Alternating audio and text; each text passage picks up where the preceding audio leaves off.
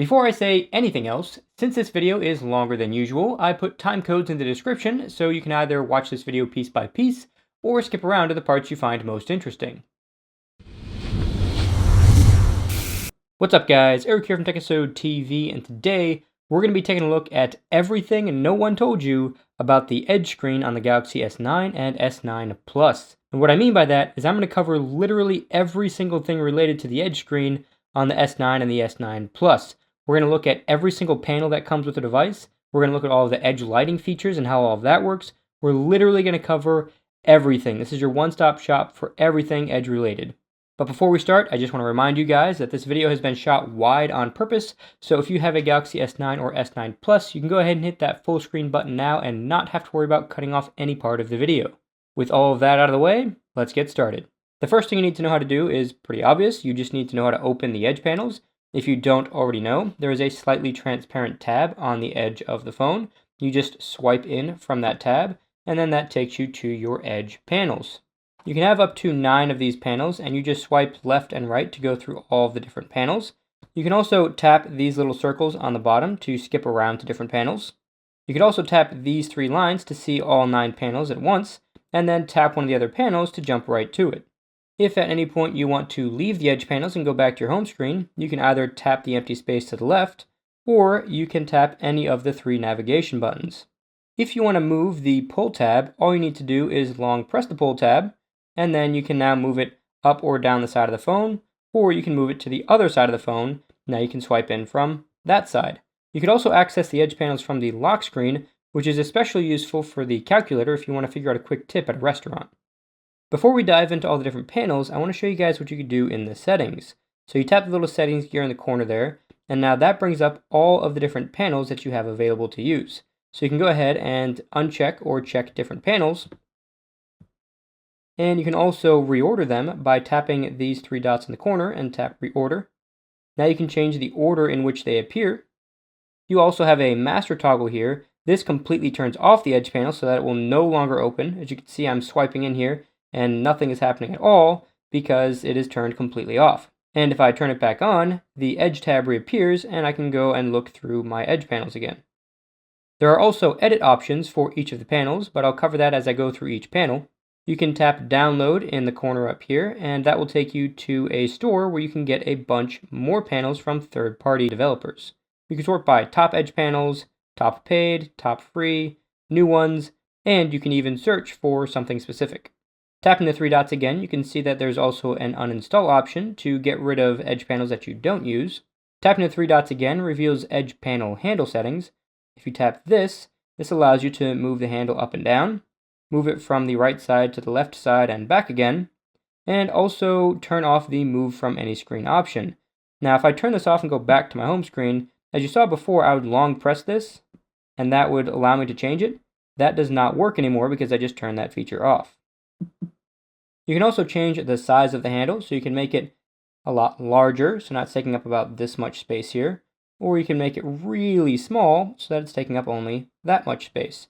I'm going to put mine back to somewhere in the middle. You could also change the transparency. If I move this all the way to low, then that means that this handle is going to completely cover any text or images that I have on the corner. So if I go back to my home screen and I tilt it here, you can see that you cannot see the image, my wallpaper at all behind this thing. It's completely opaque. I cannot see past it. But if I go back into the settings here again and move it all the way up to high and go back home, now it's completely gone. You can't see it at all. It still functions. I can swipe in from the side. So if I'm used to where it is and I know where it is, I can just swipe in, but now it's not going to show up at all. So once you get used to using the Edge panel and you know where it is, I suggest doing that because there's no sense having the handle there if you don't need it. So that's it for the Edge panel handle settings, as well as all the different settings in the Edge panel menu here. But there are still some more settings I want to show you guys. There's 2 ways to get there. From this screen, you can tap the back button on the Edge panels page, and that's going to get you to where I want you to be. Or if you don't have the Edge panels on, let's say you accidentally turned it off and then went home, and now you can't get back to it, all you have to do is pull down your notification shade, tap the settings gear, tap display, scroll down to Edge screen, tap that, and you're right back here. Tap this toggle, and the Edge panels will be back on. From here, if you want to edit the edge panels again, you can tap the word edge panels, and that'll allow you to get right back into this screen. But what I really want to show you right now is this edge lighting feature. So I'm going to go ahead and tap the words edge lighting to take me into the edge lighting menu. Now I have it turned on. You can turn it off if you want it off, but let's go ahead and take a look at what this actually is. What this does is it illuminates the edges of your screen every time you get a notification from specific applications. Right now, if you go into Manage Notifications, you can see that I have it set up to only work with two applications, Messages and Gmail. If I wanted more applications, I can go ahead and find another one I want to use it with, like Facebook. And now there are 3 apps that will make this special edge lighting appear. Now you can select when these little edge notifications appear. So you can have it only do this special edge lighting effect when your screen is turned on. You can have it happen only when your screen is turned off, or you can have it happen always. So regardless of whether your screen is on or off, you're going to get these special edge lighting notifications. So to better demonstrate what edge lighting notifications look like, I'm going to go ahead and tap Edge Lighting Style here. So as you can see, a little bubble is going to pop up with a color next to it, and it's going to have a little notification from whichever application it's from. So it'll either say Messages or Facebook or Gmail or whatever notification you have turned on to work with edge lighting, it'll have that text in the little bubble. And if I tap the screen again, you'll see, so you get that little message, but you also get this perimeter illumination as well. And you can customize what this illumination is. So right now it's set to blue, but if I tap Effect, you can see that you can have this basic blue illumination. You can then change the color of that illumination to, it's like a brown, we got pink, we've got different shades of blue, we've got pretty vibrant yellow, a green, and a few other ones as well. But then you can also go further and change it based on the application. So if I tap this, here are the 3 applications that I have turned on for edge lighting. So if I tap the Facebook color, I'll be able to select a completely different color for Facebook. So let's say I want Facebook to be this vibrant green. I can go ahead and do that, tap Done. Now every time I get a Facebook notification, it's going to light the edge screen up with that vibrant green color. And then just the same, Gmail is going to be this vibrant red color, and Messages will be this blue color here. And if at any point you want to set it to whatever the default colors were for the applications, you just tap the 3 dots in the corner, then tap Reset App Colors, and you can go ahead and confirm on the reset, and then you get the default colors for the applications. Beyond changing the colors based on the application, you can also change the transparency. So if I had this set to a high transparency, what this is going to do is when I get one of these notifications while my screen is turned on, I'll be able to see my background behind this little glowing light that's going around the edge of the screen.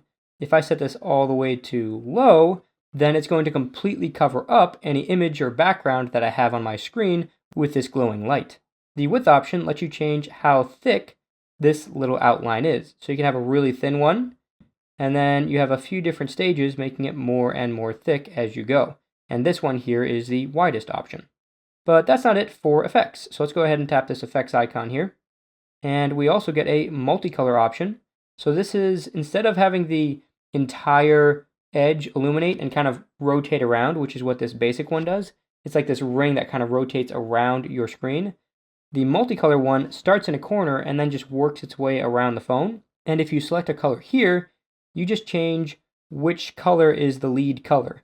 So as I go through, you'll see that the lead color is changing to all of these different colors. It'll probably be most obvious with this vibrant yellow. So if I tap this one, you can see that there is a vibrant yellow, now it's a green, now it's a blue, that's the leading color. So that's what all these different colors do here. And again, you can also change it based on which application is giving you the notification. And of course, as you saw earlier, there's also a color wheel to pick literally any color you want.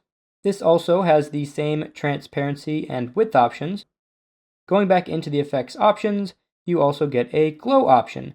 This is almost exactly the same as basic. The only difference is that the glow option kind of fades out as it goes towards the center of the screen, whereas the basic option just stays a thick solid line along the entire edge of the screen. Again, glow also has all of the same color, transparency, and width options as the other two. And the last one is glitter, which is just a colorful blast of color that really slowly rotates a bit around the screen.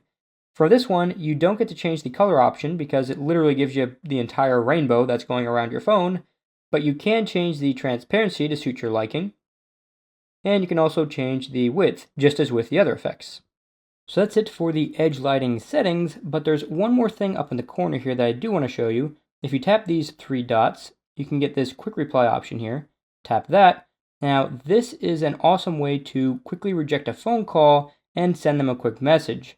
So if you're getting a call and your phone is face down on the table like so, then the outside of the phone will illuminate with a green color that kind of just pulses around the phone to let you know that you're receiving a phone call.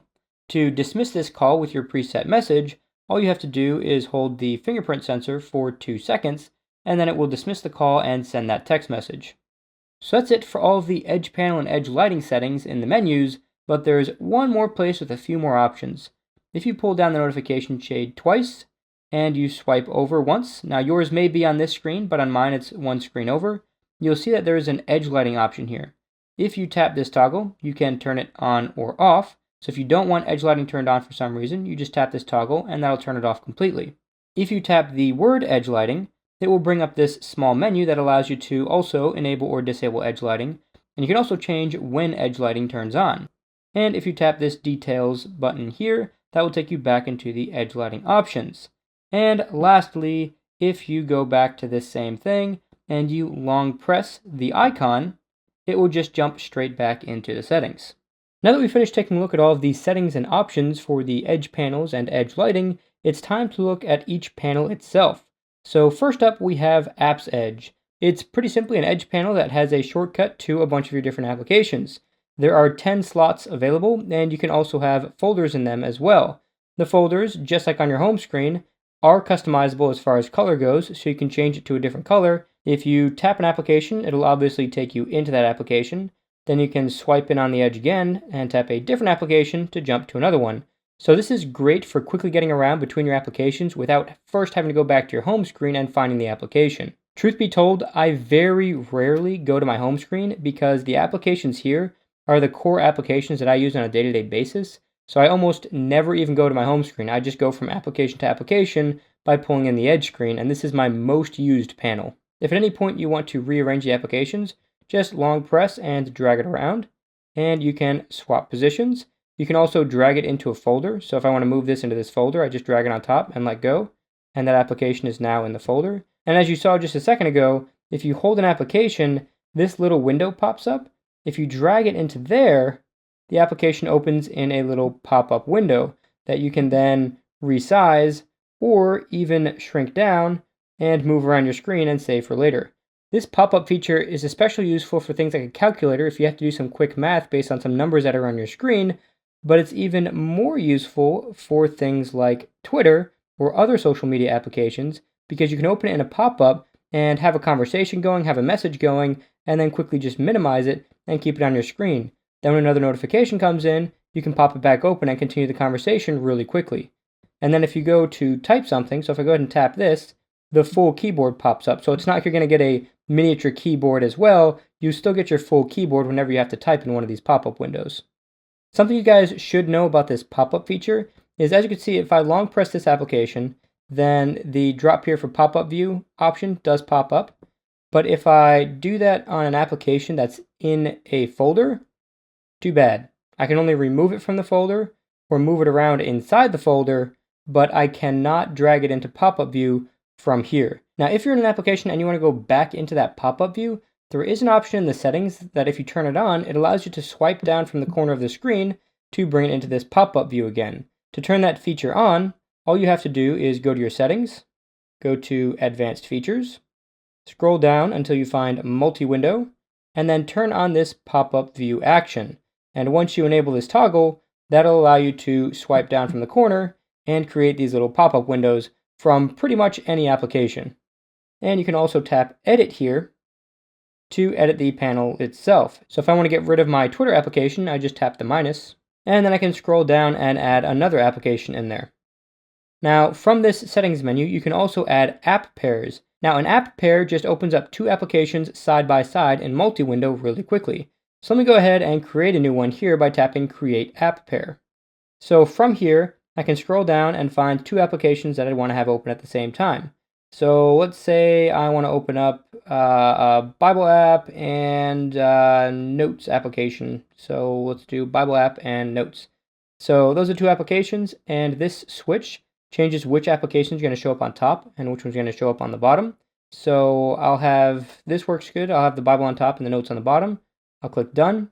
Now that shortcut is there, so if I go back into my panel and tap that, you'll see that the Bible app will open up on top and my Notes app will open up on the bottom. The last thing I want to point out in the Apps Edge panel is that if you open up the folder, you can have multiple pages of applications. I'm not sure why you'd want to do this because this is supposed to be a really quick access panel. And if you start making a bunch of folders that have multiple pages in them, then it kind of defeats the quick access purpose of it, and you might as well just have a bunch of applications on your home screen at that point. This next panel is extremely simple. It's called People Edge, and it just gives you quick access to up to 10 of your contacts. And if you tap a contact, you can either immediately call or text them. So if I start a conversation with a random guy, and I go ahead and tap this message icon, it's going to jump straight into my Messenger application and start a message. If you get a notification from someone in your People Edge, it will show up here in this little notification panel. If you tap it, it'll open up the message for you to be able to read it and reply to it, but unfortunately it doesn't show you any of the message details here on this screen. If you long press on a contact, you can drag it up and remove it, but you cannot create folders by dragging it onto another contact. You can only switch positions. If you tap Edit, you'll see a list of suggested contacts, as well as an option to delete selected contacts from the panel. And if you want to select another contact that's not shown in these suggestions, you just tap Select Contacts, and that shows all of your contacts. If there is an empty space for a contact, you can tap the plus icon, and it takes you into the People Edge settings where you can select another contact to add in. If you tap this Advanced button in the corner, you get the option to hide all the content on the lock screen. If I turn this on, and then go to my lock screen, then swipe in, you'll see that this People Edge shows nothing. However, if I unlock my phone and open the Edge again, you'll see that I do see the notification here, as well as all of my contacts. The Smart Select panel gives you screenshot options on steroids. You get a few different options for taking a screenshot. You can take a rectangular screenshot, which lets you frame up a little box around something that you want to take a screenshot of. Let me just kind of frame this up here, and I'll click Done. So it takes a screenshot of that. Now I can just save this screenshot. I can also extract all the text from it. So if I click that, you can see it pulled all the text out, so that I can then copy or share that text. Now, this is really handy for getting text off of images. As you can see, this was just a widget, which is an image. I can't long press this and copy into the text. This is literally just an image that Samsung used some processing on to figure out what the text was inside the image. If I back out of this, there's a few more options. I can use Bixby Vision on it. So if this was a picture of a product, then I could go ahead and use this shopping option and find out where I could buy it. So if I see something online, or maybe someone posts something to Twitter and I'm like, oh, those are some cool shoes, or that's a cool whatever, I can go ahead and draw this box around it and then go to shopping, and it'll tell me what that product is and where I can buy it. There's also a general image search to find things that are similar to it. Text, which extracts text, just as I showed you earlier. Places will give you information about a specific place that's in a picture. So here's a picture of the White House, and if I tap Places down here, it's actually going to search the image and try to figure out what it is, and as you can see, it correctly figured out that it's the White House. Now, obviously, this isn't terribly useful to use for pictures that you find on the internet and stuff like that, but this feature also works for pictures that you've taken with your camera. So if you're traveling somewhere and you see some really cool building and you want to learn more about it, or just a neat area in general, try taking a picture of it and using Bixby Vision on it to see if you can get more information about it. The food option is good if you take a picture of some food. If I tap this here, it's going to give me information about whatever is in the picture. So it thinks it's a grilled chicken burger, but let's say it was actually a beef burger. I can tap beef burger, and it gives you some general information about that. What the serving size is, it gives you calories, total fat, and a bunch of other health information as well. Down at the bottom, you can see that there's even more things you can do. You can look up a recipe for that burger. You can look up videos. If I tap videos here, this is going to take me to beef burger recipe videos on YouTube. And the last option is to add it to my food tracker. So it's going to open up S-Health, and I can add it right in as something that I ate recently. So obviously this is, again, one of those things which isn't terribly useful for pictures that you get offline, but just like with the Places feature, this also works for pictures that you've taken. So if you took a picture of a burger that you were eating at a restaurant, you can quickly add it into your food tracker by using Bixby Vision. Wine gives you more information about a particular wine that you're looking at, and it'll give you information about the grapes that were used, the quality ranking for that wine, and it'll even give you recommended food pairings for that type of wine. And QR code will read the code for you and take you to the link. If you go back out, you can see that you can also quickly draw on the image, and you get a bunch of different drawing tools as well. So you can see here I can select from an assortment of pencils and pens and highlighters, all of those sorts of things. I can also change the size and the color of all of them, and I can close out and draw with the different colors. And then there's also an eraser, which erases it by stroke, and then you can obviously undo and redo. And while you're in this drawing menu, you get a few extra options. You can crop the image even more, share it directly, set it as your always on display background. You can kind of move it around and zoom in and out to get the right part in there, and save that as your always on display background if that's something you want to do, or you can save it to your gallery. If I back out one more time, I can discard the drawing that I did there. You can see that there's also the same share, set as, and save options as there were when I was drawing on it. The next Smart Select feature is an oval. Now this works exactly the same as a rectangle, but you're drawing an oval around something instead. Then just tap done. So this works exactly the same as a rectangular one, except that instead you're drawing either a circle or an oval or something like that.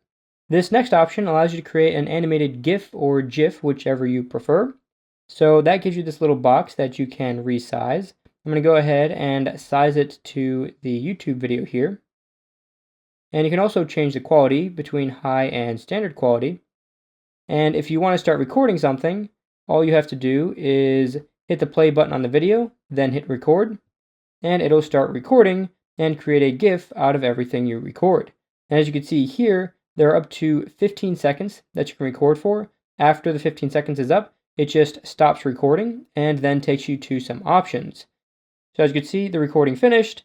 We can see the little intro to the video here, and it's just going to kind of play on loop here. Now, if you want, you can draw on this and, just kind of draw whatever you want. The problem with this is that this isn't an animated drawing, so it's not like I can play through part of the video and then start drawing while the video is playing, and that's going to play back as part of the GIF.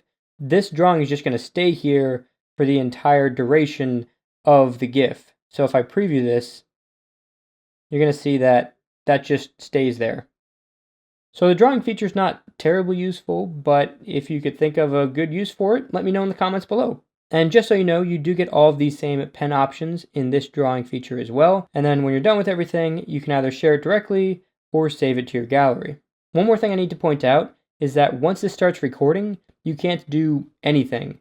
So if I tap record here, and then I want to tap play on this video, too bad, I can't do anything. I can't tap there, I can't tap over here, I can't resize any windows, I can't zoom in, I can do absolutely nothing while this is recording. I have to wait until it finishes or press stop to finish the recording, and then from that point, it doesn't really matter because as you just saw, I didn't actually get anything worthwhile for recording. So when you do record, you do have to start playing a video first and then record it. And since you can't capture your entire screen, this really is just limited to videos, making a small GIF from something in a video, and that's about it. The last option in Smart Select is Pin to Screen.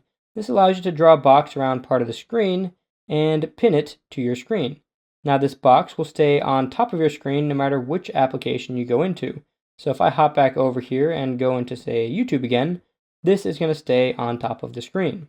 Now this is extremely useful when you're calling customer service and they're going to ask you for a confirmation number or maybe an order number or something like that. You can capture the order number on your screen through maybe your email or on the website or something like that, and then you can open up the phone application, and right on top of the application, you can go ahead and keep this here. So if I call my voicemail, right here, you can see it just stays on top of everything. So I can have that phone conversation and have this readily available whenever they need that information. And if at any point I want to shrink it down, I just tap it, and I can tap this little shrink icon, and it shrinks to this little icon here that I can move around the screen. As you can see, I can remove it completely, which just deletes it entirely.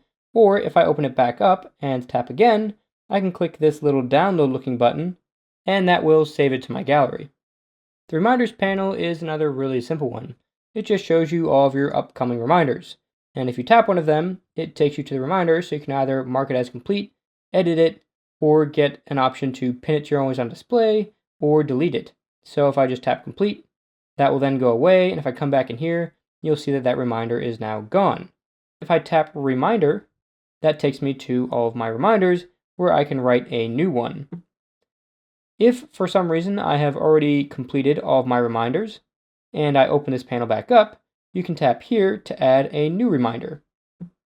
Once you've added it, you lose the option to add new reminders here, but as you saw earlier, all you have to do is tap reminder over here, and then you can quickly create a new one. Most of the panels that have extra settings will have an edit button somewhere in this panel. Reminders doesn't. You actually have to tap this settings gear in the corner here, and then you'll see that reminder does have an edit option. So if I tap this, you'll see that you get the option to hide the content on the lock screen. So if you don't want prying eyes to see your reminders, you can have this toggle turned on, and if I go to my lock screen, you'll see that nothing is shown for my reminders. But if I unlock my device, you'll see that the reminders are now here again. Tasks Edge gives you shortcuts to do a bunch of different things. If I tap take a selfie, it's going to automatically open up my camera and switch to the selfie camera. If I tap screenshot, it'll take a screenshot of my entire screen. So as you can see, these are just quick shortcuts to do a bunch of pretty useful things. And if you tap edit, you'll see that there is a lot that you can do with these little tasks. What's particularly awesome about this feature is if you scroll all the way to the top, you'll see this home screen shortcuts option here. What this allows you to do is create shortcuts with different applications like Trigger to do different things on your phone. So Trigger, if you're not familiar with the application, it allows you to create shortcuts to do a bunch of different things all in one shot. So you can create a shortcut to automatically turn on Do Not Disturb, change your screen brightness, maybe turn Bluetooth off, and do a few different things just by tapping a little icon on your home screen. Well, with Tasks Edge, you can bring that icon into an Edge panel. And what's even more awesome about that is since I've already brought that into the Edge panel, I can delete this from the home screen and not have that taking up space on my home screen anymore. A few other things to point out is, obviously, as you can see, you can have up to 10 shortcuts. And if I long press and drag them around, I can only move them around. I can't create folders out of these. A couple other really awesome shortcuts that I want to point out really quick is that this View Album or View Item option here, these ones allow you to pull up a specific picture or a specific album really quickly. So if you're doing some woodworking and you want to show people the progress you're making, you can have an album with all those photos in it and jump straight to that album to show people. And then over here, if there's a specific person that you send messages to quite often, then you can go ahead and create a send message shortcut to automatically start a message with that specific person. So this is very similar to the People Edge that I showed you guys a little bit earlier, but this is just a single press to get into the message application, and you can add that to this Tasks Edge and completely get rid of the People Edge altogether. And in case you're wondering, for tasks like sending a message, you can create multiple iterations of those for different contexts. Weather is a super straightforward panel. It just gives you weather information about a particular location. Here you can see what the high temperature is for the day, what the low temperature is for the day.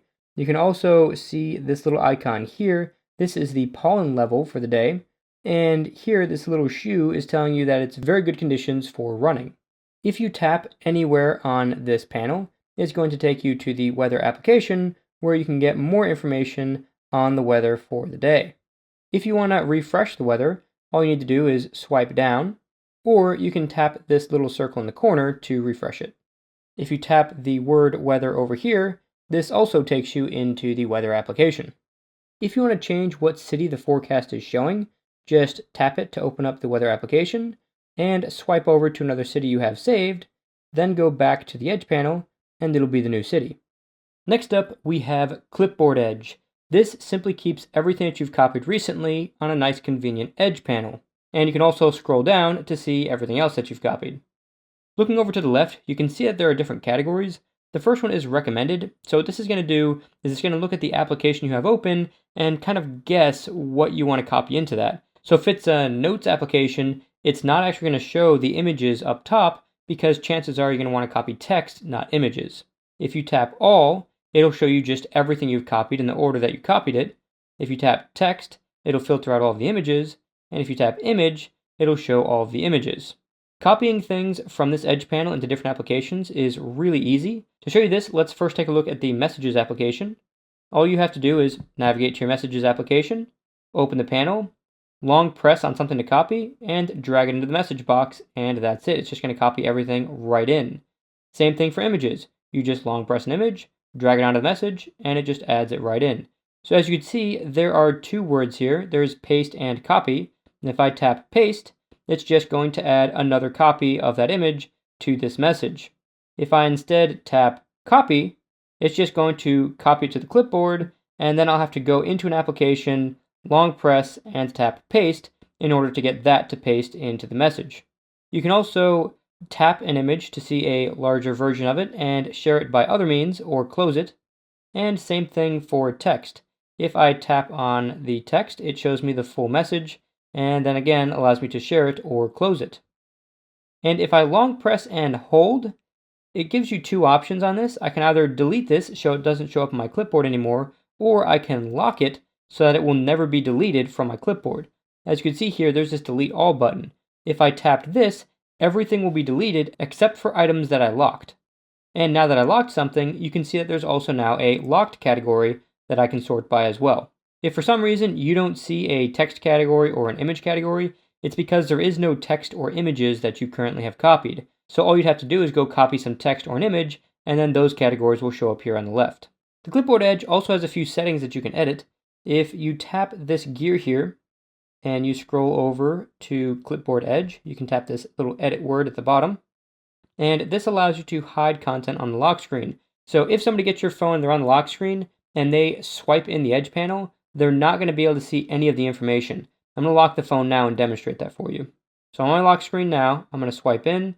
This is my Clipboard Edge. You can't see any of the content at all. So if you want to keep that private, definitely make sure that toggle is turned on. The next panel is device maintenance, and it gives you a bunch of options to speed up your device and improve battery life.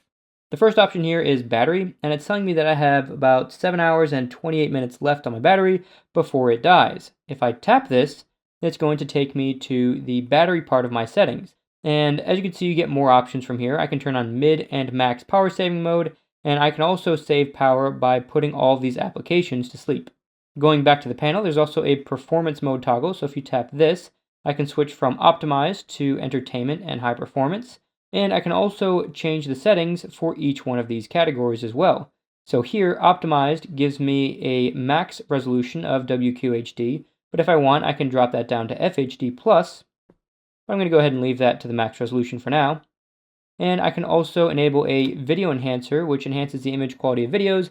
Basically, this adds a bit more saturation and a bit more contrast to make the colors pop a bit more. If you don't like that effect and you notice that this feature is on, you can just turn it off. And UHQ upscaler, this only works when you have headphones plugged in. So let me grab these headphones really quick and plug it in so you can see this. So I've got some headphones here and I'm going to plug them in. And once those headphones are plugged in, this option enables. And all it really does is enhance the sound resolution of the music for a better listening experience. Honestly, this makes it sound a little better, but then again, there are some things that sound a little bit worse with this on. So I recommend just trying it out with it on and off and seeing which way you prefer. Next up in device maintenance is storage. If you tap this, you'll see that you get a bunch of information about how your storage is being used. And if you want to quickly clear it out, you can tap this Clean Now button, and that's going to clear out everything that's not needed on your device. So it's going to clear out any temporary files, any cache files, things like that. This will never delete pictures or documents or anything like that. It's just, like I said, cache files and temporary files. Now, if you want to clear out your storage some more, but want some guidance on what to actually delete to free up the most space, tap these three dots in the corner, then tap Get More Space. This is going to quickly analyze your phone and find out what's taking up the most space. And once it does that, it's going to sort things from largest file to smallest file.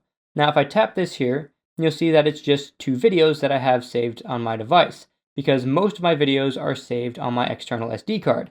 But if I had a bunch of videos saved on my phone's internal storage, the biggest videos would show up here, and then I'd see, oh wow, there's a 3 gigabyte video here because I did 4K 60 frames per second for like 8 minutes, and now I know I need to either move that off my device, move it to my external storage, or just delete it.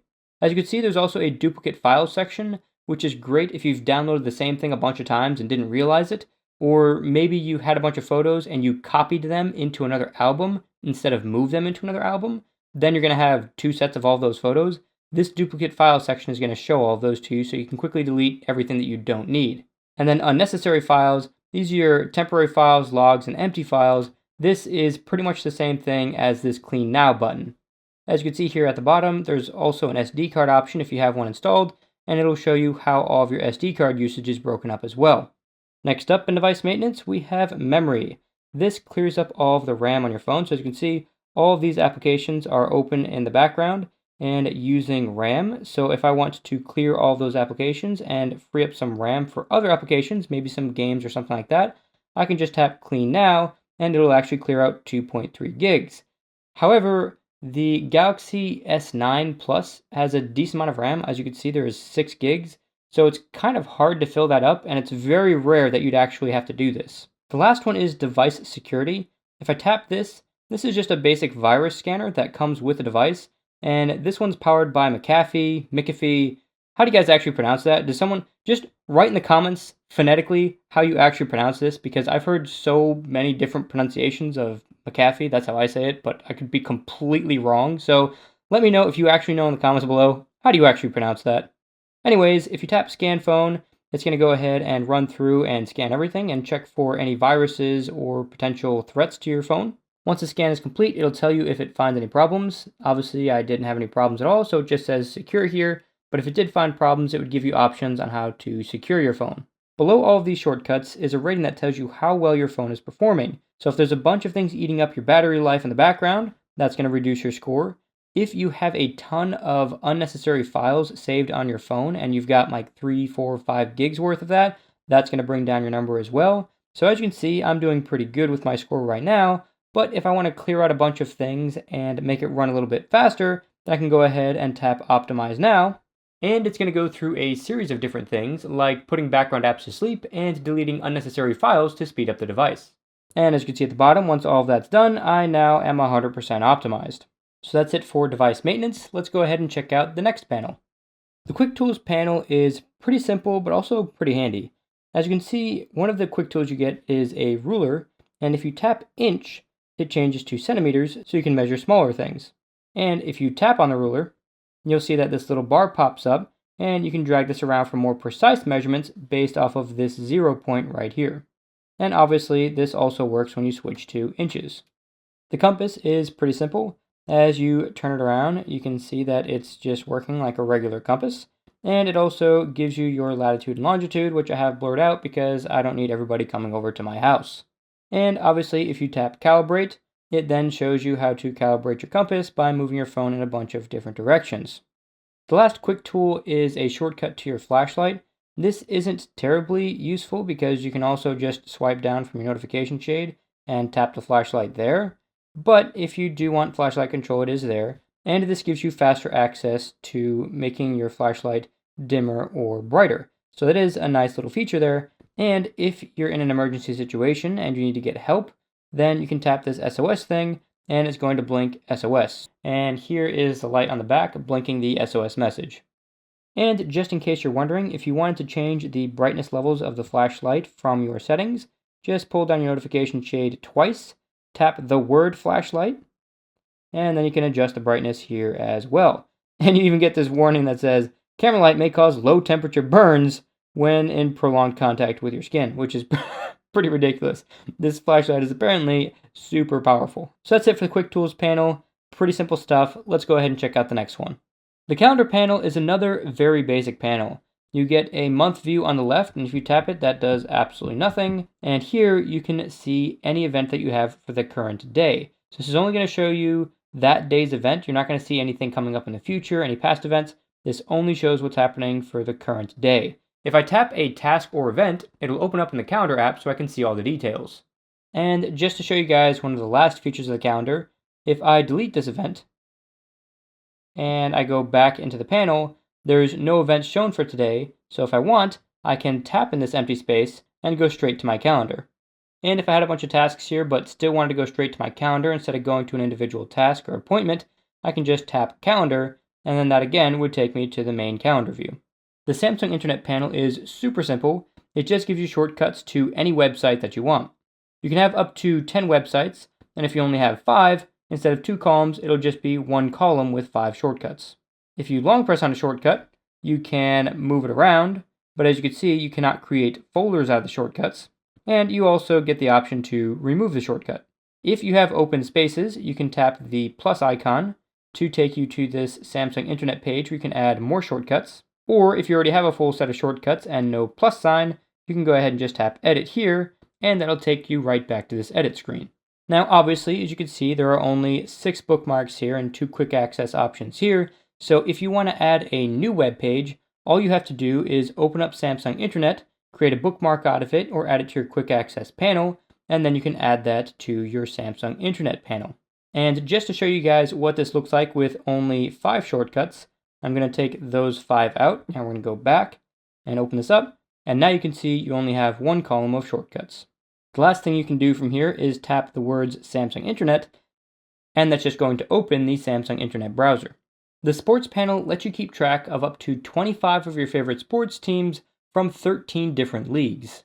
These are automatically ordered from the most recent to the oldest games, so you always get the most relevant information first. And if it's currently in the middle of a game, it'll give you real-time score updates. And if you want to refresh the scores, just swipe down on the edge and it'll refresh them for you. Alternatively, you can tap this little refresh icon right here. If you tap on a game, it'll take you to Yahoo Sports, and it'll give you more statistics on that game. And as you can see, you get the final scores, and you also get things like a scoring summary, a penalty summary, and a bunch more information the further you scroll down. And if you tap on an upcoming game, it's going to again take you back to Yahoo Sports and show you a bunch of information about the players on both teams. The last thing you can do from this panel is tap the word Sports, and that is going to take you to the Yahoo Sports homepage. If at any point you want to add another sports team or change your sports teams, tap the settings gear here, then swipe across until you see Sports, tap Edit. Now from here you can either add or delete any sports teams. If I tap Add, you can see all of the different leagues that are available. I'm going to go ahead and go to MLB, and if I try to add the Blue Jays, you'll see that I already have 25, so I can't add them. So we'll go ahead and drop the Yankees, add the Blue Jays, and we'll go back over here. And I'm sure I just completely offended a ton of people while made a bunch of other people super happy. But anyways, that's how you guys do it. And if I tap delete here, I can delete a bunch of teams all in one shot, or delete all of them and start fresh. The next panel is the CNN News panel. This one is pretty simple. You just get a bunch of news stories on the right, and they're categorized based on whatever you have selected over here. So right now, I only have top news selected, so only the top news will be shown. But if I selected tech, then it would show top news and then tech underneath. Now, if you tap top news, nothing happens, so you can't get rid of the top news one. That's always going to stay there. So if I scroll all the way back up to the top section's always going to be top news. No matter how many times I tap this, no matter how many other things I select, that one is just going to stay there. If you tap on one of the news articles, it allows you to select whether or not you want to open it in the CNN app or with the web browser. I don't have the CNN app installed, so that's not really an option for me. However, if I uncheck this Keep Web Browser Default, and I tap the CNN app here, then it takes me to the CNN app to install it. Otherwise, I can just tap Web Browser and be taken straight to the news article in the Samsung Internet app. If the articles have been here for a little while and you want to refresh them, all you have to do is swipe down on the articles, and that'll refresh them. As you can see, some of the ones down here did refresh. Alternatively, you can tap this little refresh icon here, and that'll refresh them as well. Something else that's not immediately obvious is that, as you can see, there are 7 categories here, but if you swipe up on this, you'll reveal an 8th category. So I don't know why they didn't just extend this category down a little bit further to include everything, so you don't have to scroll, but that's just how they did that. So if you wanted to see finance-related stuff, you can go ahead and swipe down and enable the money category. And in case you're wondering, categories cannot be reordered, so I can't long press and move the categories around. That doesn't work. I also can't do it from here. I can't drag them around in different orders. So the order you see here is the order they're going to appear in this panel on the side. If you tap the CNN icon here, it's going to take you to the CNN homepage. All the way at the bottom, you'll see an option for settings. If you tap that, you'll be able to choose how many stories show up per category. So if you only want 2 stories per category, you can set that. I can go back here, and you can see top news only has 2 categories, then US news only has 2 categories, same for world news, tech news, and money news. The other thing you can change in the settings is to switch from US news to international news. If you do this, you can see that you get a lot more categories here. So you get the addition of Africa, Asia, Europe, Latin America, Middle East, style, and travel are all brand new categories you get when you turn on international news. The Finance Edge panel is basically just a stock tracker. So you can track up to 25 stocks, and if you tap on a stock, it will give you information about that stock from Yahoo Finance. So as you can see, here is what happened this past day for Microsoft, and I can switch to 5 days, a month, 6 months, year to date, and so on and so forth. You also get a bunch more chart options as well. I can switch from area to line to red-green area to candle, and I can also make it full screen and do a bunch of other things, as well as see all of this information in here. So if you're really big into stocks, you follow a lot of stocks, you're investing in a lot of stocks, this is a great panel to have because you get a lot of information about all of your individual investments. And as you can see here, there's also a bunch more options that you can look at specifically related to the Microsoft stock. In case you're wondering, these stock prices are not real time. There is a few minutes lag between these updating. So if you want to know what the latest is, you just swipe down on the panels and then it will update to the latest price. Alternatively, you can tap this little refresh icon here and that will also refresh the stock prices. Over here on the left, you see the current value of a bunch of different index funds. So you get the S&P 500, the Dow, the NASDAQ, and you also have some index funds for Europe and Asia as well. If you tap the word finance at the top, this takes you to the Yahoo Finance homepage where you can see news articles related to stocks. To change this panel's settings, tap the settings gear here, and then tap edit in the finance panel. From here, you can reorder the stocks however you'd like. You can also add or delete stocks, but as you can see, I already have 25 here, so I can't add any more. I'll first need to delete a stock, so I'll just tap delete. And let's go ahead and delete Netflix here, tap delete, and now I can add a different stock. And from here, you just need to type in the name of the company or the stock symbol, and then tap the one you want, and then that appears at the bottom of your list. And then you can move it around to wherever you would like. That's it for the finance panel. Now let's check out the next one. Support and More is great if you're brand new to Samsung devices and you want to learn as much as you can to really utilize this device to its fullest. As you can see, there are articles here on the right, and this one, for example, says conserve battery life and enjoy your commute.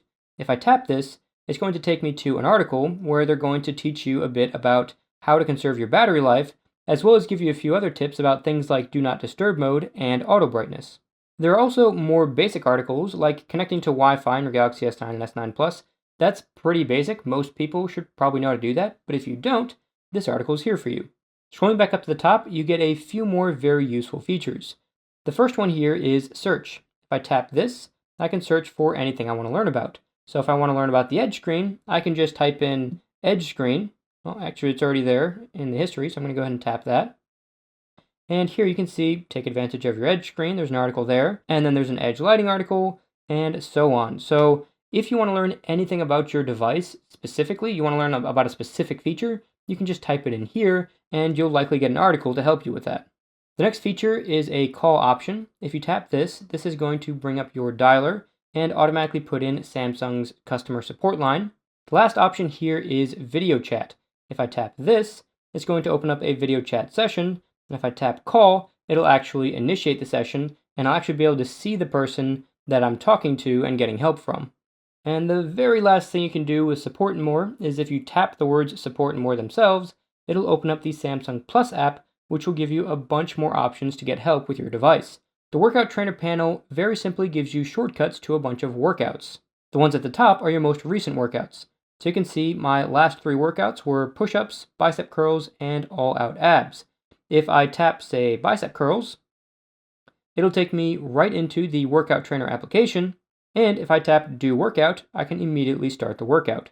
Below your most recent workouts, are a bunch of recommended workouts. So these are workouts that you may not have done before, but it's different things that they recommend you try. So this one is 1 week and 7 workouts in that week. Looks like they're all 10-minute workouts. And if I tap that, then I can go ahead and start this workout session. Now, some of the workouts are paid in Workout Trainer. This is one of them, and it's a subscription-based thing. So you pay some monthly subscription fee, and you can get unlimited access to all these different workouts.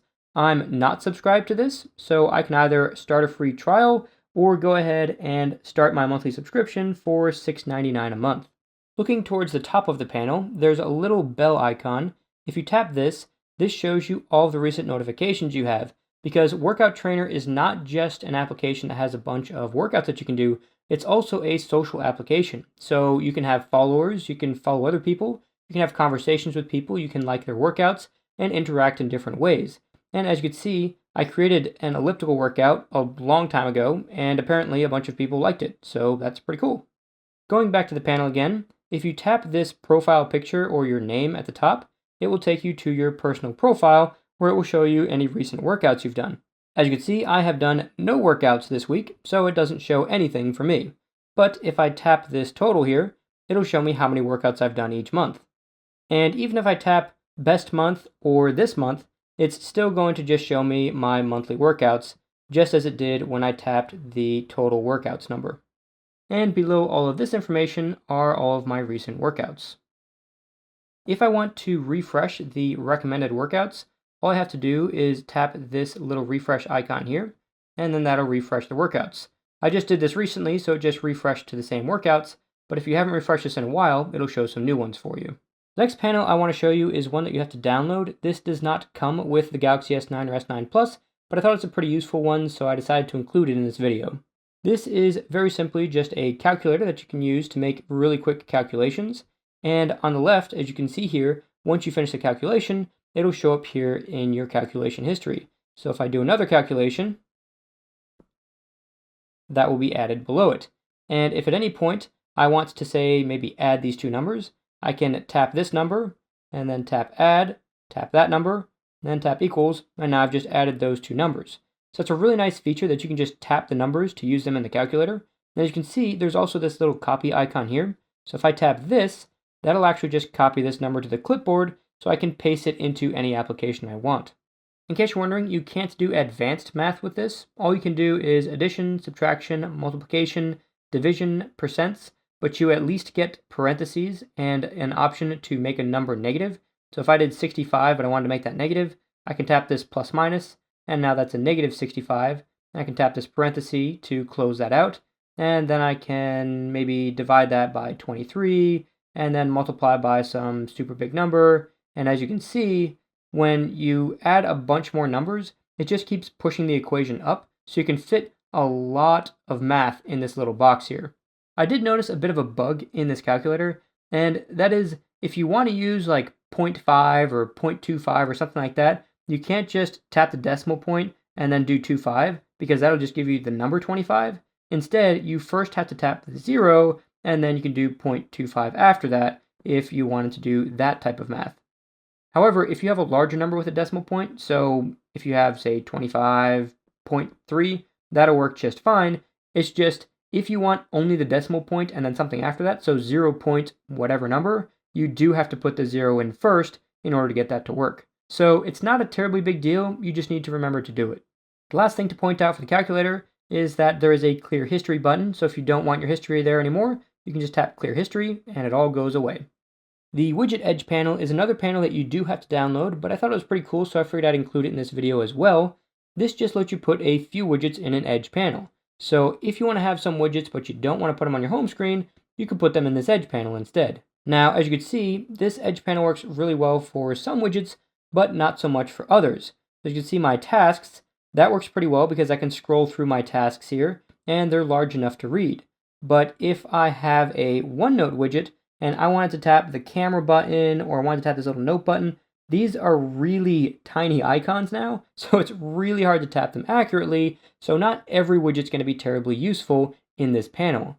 The other thing too is that the widgets are not resizable, so they're fully functional. As you saw, you can scroll through them, but I can't resize them in any way. The only thing I can do is move them around. So if I long press it, I can drag it and place it around to a different spot. And as I mentioned just a second ago, they are fully functional. So if I want to add another reminder, I just tap the plus icon and I can add another reminder. So as you can see, there is my other reminder. If you want to change which widgets are available, you just tap this settings gear at the top, and you can go ahead and delete a widget out of here and add a different one in. Something that's really important to point out is that the Widget Edge panel is not scrollable, so all of your widgets have to fit within this space. That really becomes a problem if you have a very large widget like this calendar, because this takes up most of the space. As you can see, you can't put 2 calendar widgets because there's not enough space for it, but I could do a calendar widget and maybe this widget, and that's all I can do. Nothing else is going to fit, not even this small widget here. So the number of widgets depends on how big the widget is. So the minimum is maybe going to be 1 widget. The calendar is pretty big, but there may be other widgets that are bigger than the calendar, which will fill the entire space. So I'd say worst case is you can only have 1 widget if it's super big. So the smallest widget type are just these little widgets here, which are really just like app shortcuts. And you can have up to 12 of these. But these are really not that useful at all, because if you wanted shortcuts, I suggest you just use the Tasks panel, which allows you to have a bunch of shortcuts in it. So the smallest practical widget would probably be something like the Google Play Music widget, and you can have up to 6 widgets that are that size. The last panel we're going to look at is entirely useless. No, it's not the Apps Edge. I covered that one earlier in this video. Instead, it is the Yelp for Samsung panel. This is entirely useless because it doesn't work at all. As you can see, I get this error message that says, "Sorry, something's funky with Yelp right now. Try again in a bit." Well, I've been trying again and trying again and trying again over about the past week or two, and I just can't get this to work no matter what I do. I tried updating it to the latest version, and I even tried installing Yelp on my phone, the full version of the application, to see if that would help, and it did not. However, let's go ahead and jump into the Yelp app so we can kind of extrapolate what we think may be in this panel when or if it eventually does work. So here we are in the Yelp application, and if you aren't familiar with it, this is just an application that gives you recommendations for places that are close to you. As you can see, you get recommendations for restaurants, coffee and tea, hair salons, bars, delivery, takeout, and reservations. But if you tap this more icon, you get a bunch more recommendations for a ton of things that are in your area. So my guess for what this panel is going to do, if it eventually does start working, is that it'll give you recommendations for places to eat nearby. And the only thing I have to back that up is that if I go into the panel settings, you can see that the little icons they have for the Yelp Edge panel show a bunch of different places to go eat. So that's my guess. I can't confirm that outside of looking at this little panel here, but hopefully that is what it is, because that would actually be pretty useful if you're out and about somewhere in a city and you want to find a good place to eat. That'll be a nice quick way to do it. So there you have it, guys. Everything no one told you about the Edge screen on the Galaxy S9 and S9 Plus. Like the video if you liked it, share it if you loved it, and don't forget to subscribe to see the rest of my upcoming coverage. And if you missed all of my other Galaxy S9 and S9 Plus coverage, definitely click that playlist in the top left of your screen, and check out my coverage of other devices by clicking the other links. And while you're at it, go ahead and smack that notification bell so you can be the first to know when a new video drops. That's it for this Techisode. I'll see you guys in the next one.